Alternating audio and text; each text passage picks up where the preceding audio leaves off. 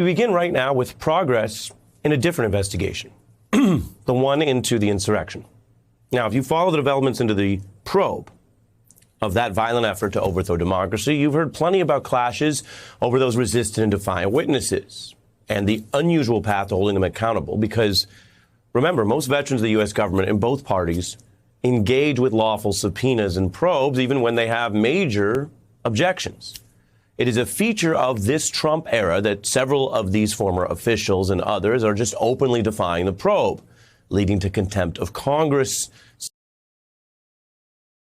for Steve Bannon. But here's the thing. Those stories draw attention because they're unusual, not only across history, but they're unusual inside this probe. And that's something I want you to remember as we turn to a big development tonight, because the House committee continues to sit most of these witnesses down, including recently Trump's own family members, and grill them and get evidence and fact check them and compare notes. That process is playing out, and the vast majority of the time it's working. Today, something very important happened. The lawyers who served at the very top of Trump's White House went through that same process as Jared and Ivanka and so many others. Today, two of them facing a grilling by the January 6th committee. Trump's White House counsel, Pat Cipollone, a key player who saw the signs of extreme and possibly unconstitutional moves and tried to stop some of them, according to the evidence. You may recall Bill Barr, when Attorney General, shot down Trump's last-ditch voter fraud claims as baseless, as basically lies.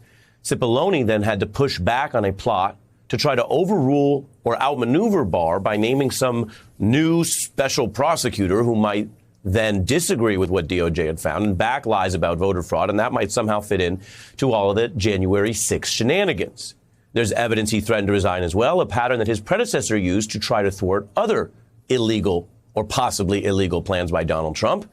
And if that rings a bell, it's because Bob Mueller uncovered that very feature during his investigation. There was the prior White House counsel, Don McGahn, who became something of a star witness in the Mueller probe.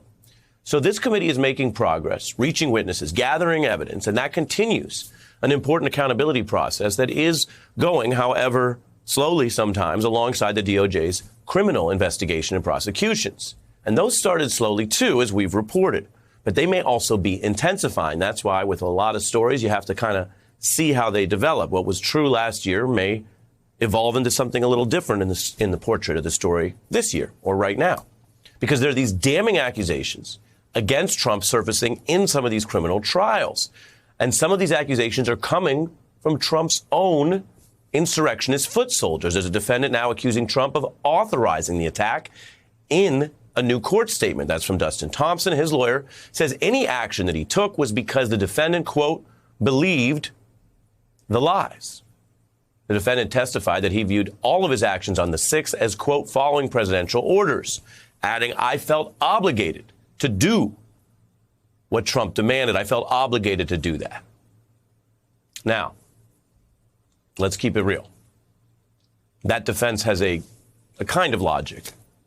I mean, everyone does know that Trump told the people to march on the Capitol, and Trump told Pence to help steal the election, and Trump lied about all that voter fraud as a pretense to try to stay in power, and Trump had people around him planning a coup. They've admitted parts of it. So the fans who marched on the Capitol can argue they took that next logical step of storming it like they knew Trump wanted, like a lot of people think Trump wanted, like Trump seemed to demand.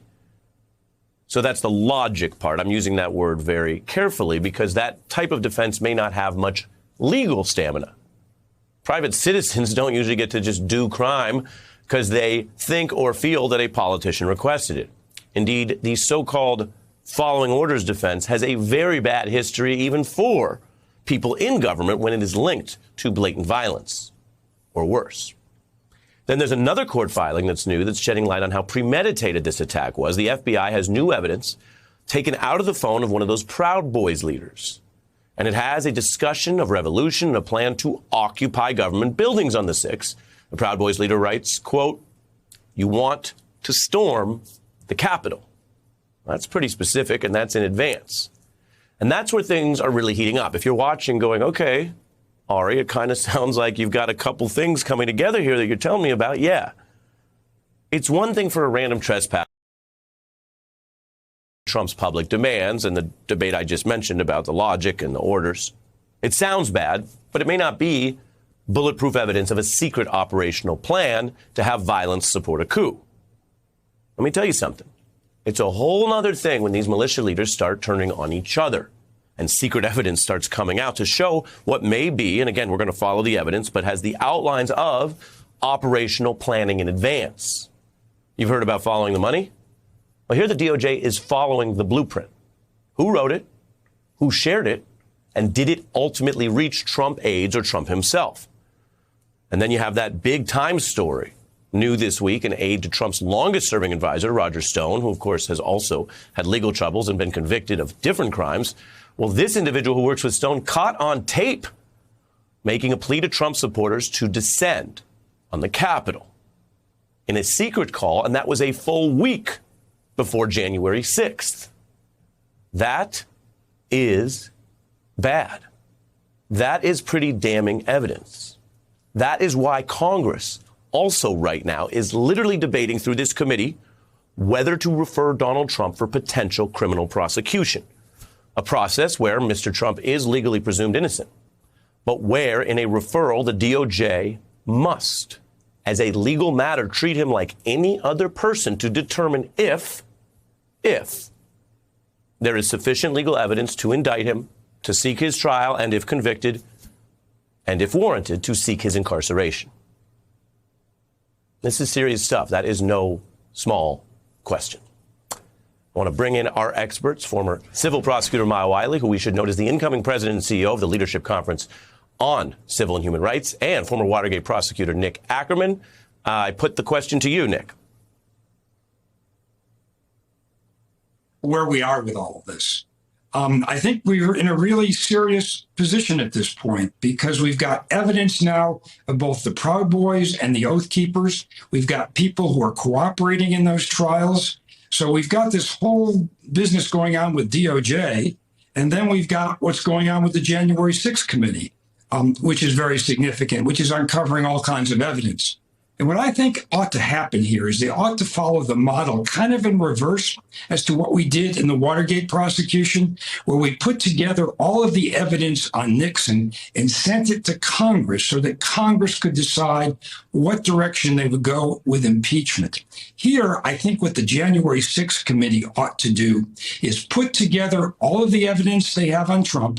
They don't have to make a recommendation, but they simply ought to put that evidence together in a chronological order, just like we did with Nixon, and give that to the Department of Justice. That's how I think this ought to work, because much of this investigation, at least into the Trump people and the people at the top, has come from the January 6th committee. And Nick, your view, though, is that that should be a criminal referral or just a book report? I don't think it has to necessarily be a criminal referral. When we referred our evidence to the Congress on Richard Nixon, we didn't say it's a referral. It was simply an outline of the evidence showing Richard Nixon's involvement in the Watergate cover-up. Again, here, I think what the committee has to do is put together the evidence that they have gathered and put it together with the testimony, put it together with the documents, and refer that to the Department of Justice so they can make up their mind as to whether and what to present to a federal grand jury. Yeah. That's how it ought to be done.